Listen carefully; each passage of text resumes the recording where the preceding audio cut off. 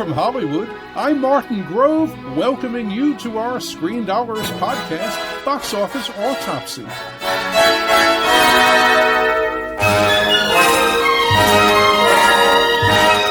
Right now, we'll look at the movie marketplace and analyze how things are going and where they're going, sharing some opinions from my perspective after decades of talking about Hollywood on CNN Entertainment Tonight and as a Hollywood Reporter columnist.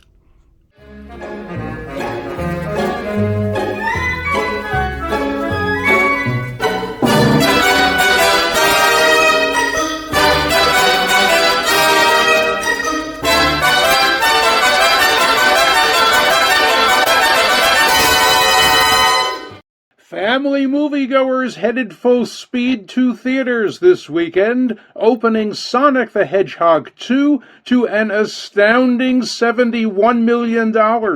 We'll start today with Sonic's sizzling debut, and we'll also look at the very slow arrival of Ambulance, after which we'll shine our Oscar outcome spotlight on the Academy versus Will Smith. But first, the good news. Families made it crystal clear that if there's an event film for kids, they no longer have any problem about going to movie theaters to see it, and that's exactly what they did. Launching Paramount and Original Films' PG animated and live-action Sonic 2, starring Jim Carrey, to $71 million at 4,234 theaters, way more than the 44 to 48 million that exhibitors expected, and even more than the 50 to 60 million that the media crowd was projecting. It's clear from this quick clip that Sonic 2's a fun family movie that's perfect for today. With this ring, Rachel. Hey! Hi. Everything okay, bud? Not really. What are you doing? This is going to sound really crazy, but I'm going to need to see that ring for just 1 second. 1 second. Have you lost your mind? I'm going to give it right back, I promise. Please, Randall, it's really important. Can I? No, bro, go sit down. Randall, give me the ring, please. Just. Okay, Randall, don't look at him. Look at me. Randall, 1 second. Put the ring on my finger. No, Randall, listen to me. Randall, look at me. Ring on my finger. Randall, give me the ring. Give me just 1 second. Put a ring on it! Please, love, okay? With this ring. Yes, baby. I'm so sorry about this.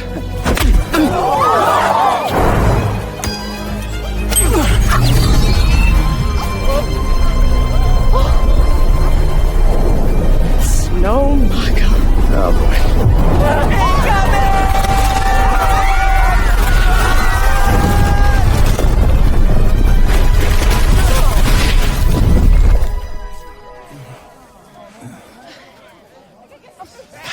Anybody hurt? Sonic! Hawaii. Based on the hit Sega video game, Sonic 2 now ranks as the biggest opening ever for a video game film, beating the original 2020 Sonic. The new episode, which reportedly cost $90 million to produce, actually opened much better than the original episode's $58 million on February 14th of 2020. That was about a month before the pandemic erupted, forcing theaters to shut down.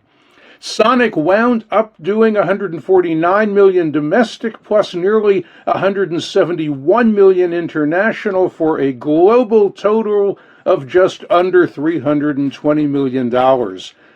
Critics can't take credit for Sonic 2's success with their blah 67% on Rotten Tomatoes. What really matters is RT's audience score, a healthy 97%. That means very favorable word of mouth. First choice tracking showed men under 25 were Sonic 2's top demo, with 13 points over norm. Sony and Marvel's dark horror thriller Morbius stumbled 74% to second place in weekend 2 with $10.2 million. That deep dive was no surprise, since exit polls showed Morbius didn't resonate well with moviegoers. The top two boxes score, excellent and very good, was 14% below norm. and the definite recommend was 8 points under norm. In this clip from Morbius, Jared Leto explains his artificial blood treatments have left him feeling good, but that might not be the case at Sony Marvel. As a result of my procedure, I have an overpowering urge to consume blood. For the first time in my entire life, I feel good. Yesterday, I could barely walk. Today, I don't know what I'm capable of. I have the constitution of an Olympic athlete, increased strength and speed that can only be described as superhuman. And all of this on artificial blood.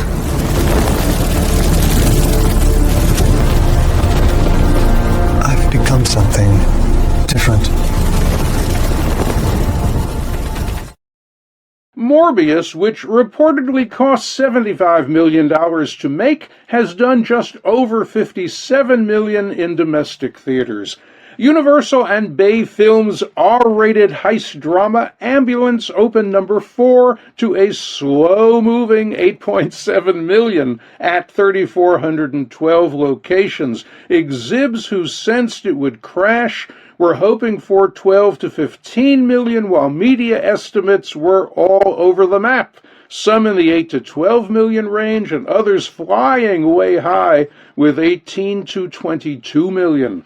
Directed by Transformers franchise director Michael Bay, Ambulance stars Jake Gyllenhaal and Yahya Abdul-Mateen II. Here's Michael Bay talking about why he likes heist movies. Well, I love watching heist movies.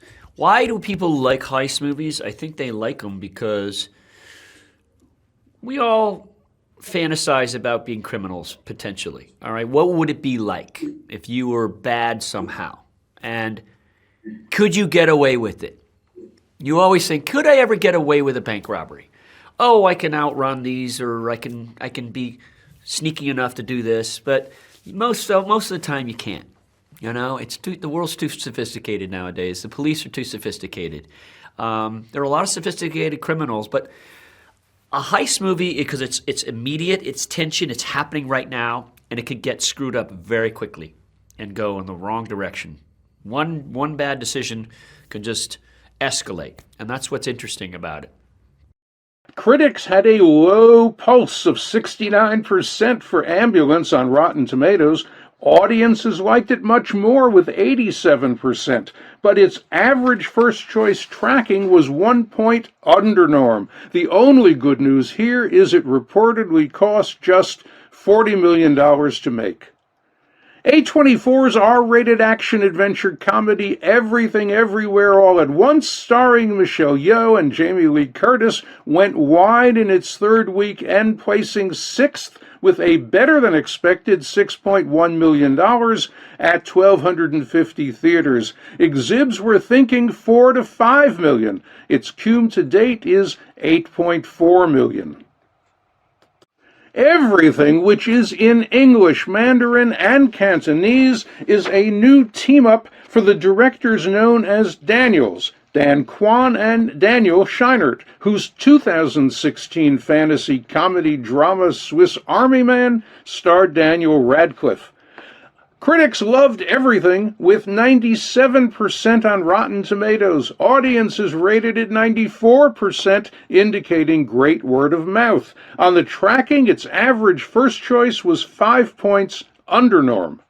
Paramount and Fortis Films' The Lost City finished third in weekend 3 with $9.2 million, down 38%, with a domestic cum of $68.9 million.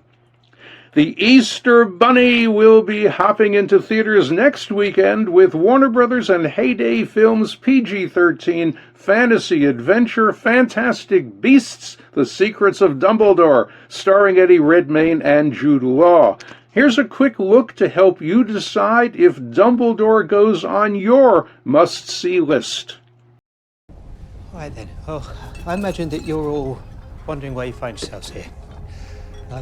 And in anticipation of that, Dumbledore asks that I convey a message. So Grindelwald has the ability to see snatches of the future. So we have to assume that he'll be able to anticipate what we do before we do it. So if we hope to defeat him and to save our world, to save your world, Jacob, then our best hope is to confuse him. Excuse me? I'm sorry. How do you confuse a guy that can see the future? Countersight. So, exactly. So the best plan being no plan. Or many overlapping plans. Thus confusion. It's working on me right now. Dumbledore's best first choice demo is women over 25 who are 9 points above norm. Next best are women under 25 who are 5 points over norm. It should definitely help that Warner Brothers no longer opens its movies day and date on HBO Max. Meanwhile, our Oscar outcome spotlight is shining full blast today on the Academy Board of Governors' decision in response to Will Smith destroying the 94th annual Oscars by smacking Chris Rock live on stage. Smith quickly resigned from the Academy, taking control of the narrative, since that meant the board couldn't kick him out.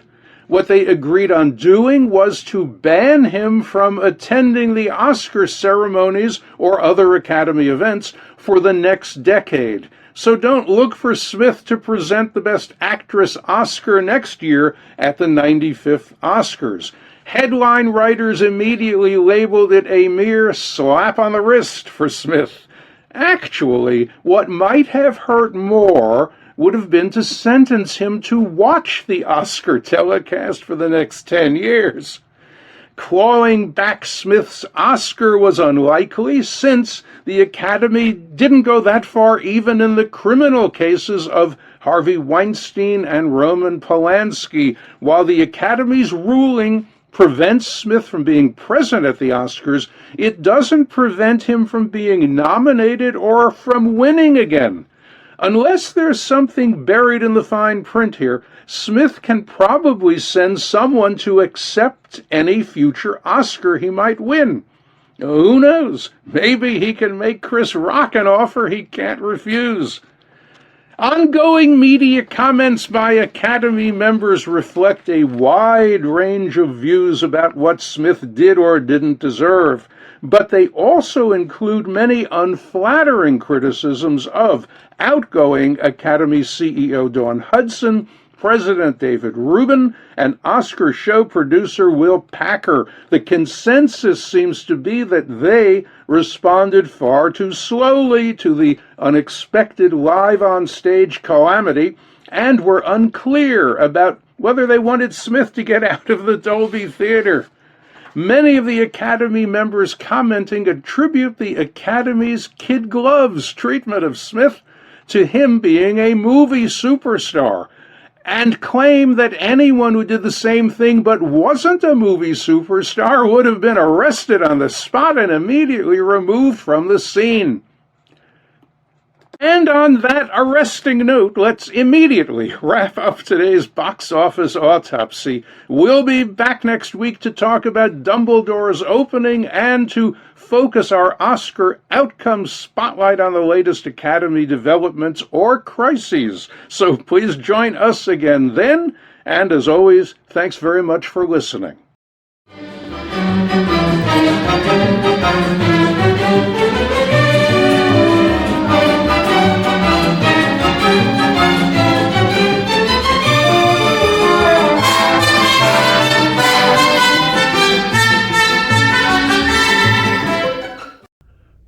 Time now for our film flashback look at what was happening in Hollywood right around now, way back then. Let's set today's time travel dial for April 9th, 1962. Movie musicals aren't a good bet to win Best Picture Oscars these days, but that wasn't the case April 9th, 1962, when West Side Story took home 10 Oscars, including Best Picture and Directing. 60 years ago, Academy members didn't frown on honoring musicals, but today, musicals, sci-fi, comedies, and superheroes are all genres Academy voters are said to consider less worthy than dramas for Best Picture applause. But in 1962, when United Artists and the Mirisch Corporation's West Side Story hit the Oscar jackpot, Academy voters liked musicals. In fact, they'd been celebrating them almost since the Oscars began. At the second annual Academy Awards in 1930, MGM's musical The Broadway Melody won Best Picture. Since then, Best Picture Oscars have also gone to the musicals The Great Ziegfeld in 1937, An American in Paris in 1952, Gigi in 1959, My Fair Lady in 1965, The Sound of Music in 1966, Amadeus in 1985, and Chicago in 2003. The 1957 Broadway musical West Side Story was conceived by Jerome Robbins with music by Leonard Bernstein, lyrics by Stephen Sondheim, and book by Arthur Lawrence. Directed and choreographed by Robbins, it played 732 performances and was nominated for 6 Tony Awards, winning for choreography and scenic design, but losing Best Musical to The Music Man.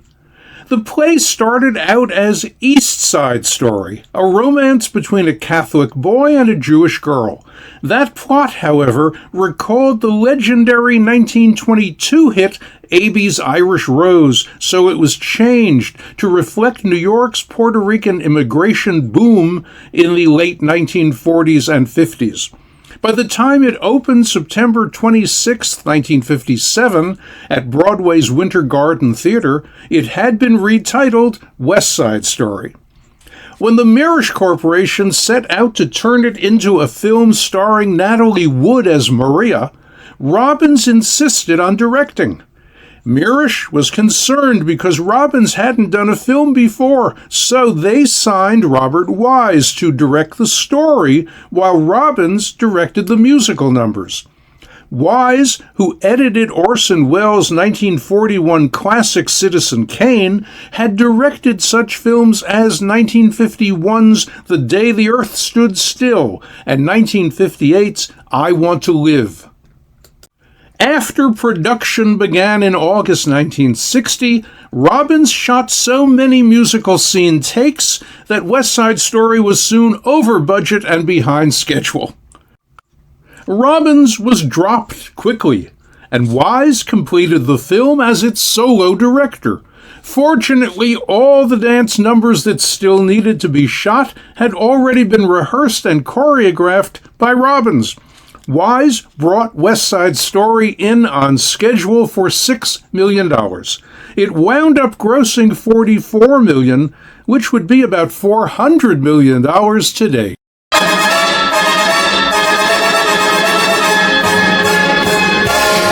And that's it for today's podcast. Thanks for listening. We'll be back with another box office autopsy next week. In Hollywood for Screendollars, I'm Martin Grove.